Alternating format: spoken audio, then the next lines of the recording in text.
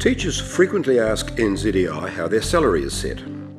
It can be made up of several different components, so we have made this video for you to help explain it. As a teacher, your annual salary is set from a step on the Unified Pay Scale. This pay scale is the same for primary, secondary, area school and kindergarten teachers. You start on the pay scale on a specific step depending on the qualifications you hold. For example, a teacher with a teaching degree is classified as Q3 and enters at step 6. A teacher with a bachelor's degree and a postgraduate teaching qualification is classified as Q3 plus and starts on step 7. You move through the pay scale one step per year as long as you meet the interim professional standards. Your principal assesses these as part of your appraisal. This is an example of a simple skills-based pay model because your pay progression occurs if you are appraised as having met a set of skills set out in the professional standards. You continue moving through the pay scale annually until you reach a maximum step that is determined by the qualifications you hold.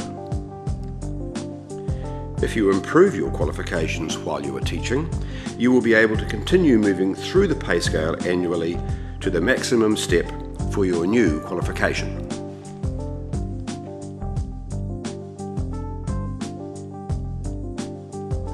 Units are a set amount of money that is added to your annual salary if you take on a leadership role that your school has given a unit to. Schools are provided with a certain number of units each year.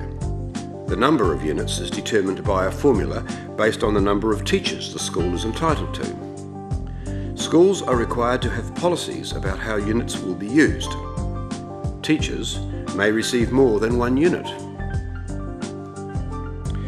Salaries for leadership positions such as assistant principal and deputy principal are determined by each school through the number of units paid to teachers in those positions.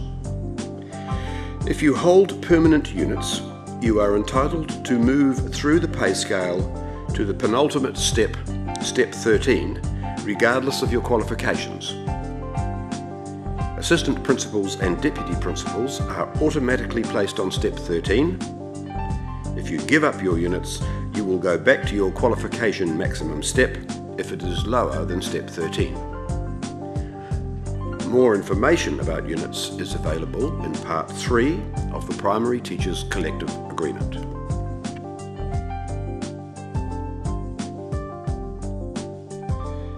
There are a variety of other payments that can be paid to you which are extra to the base scale.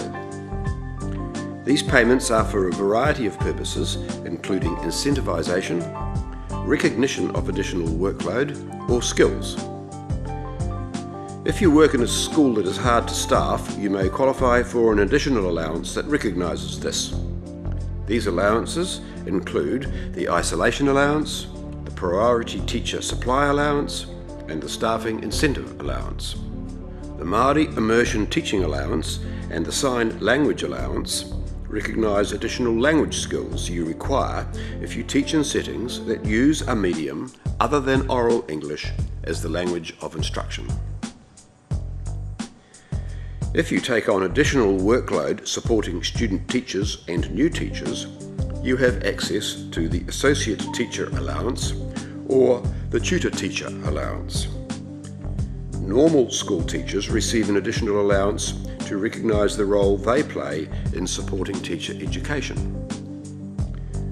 If you work in certain health or special education settings, you may qualify for the Special Duties Increment Allowance.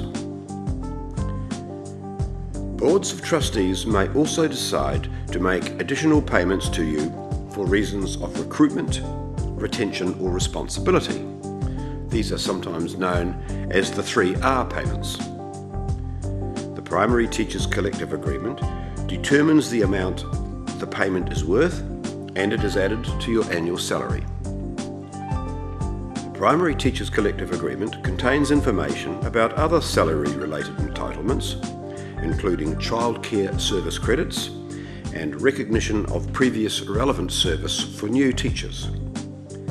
There is also specific information about salaries for resource teachers.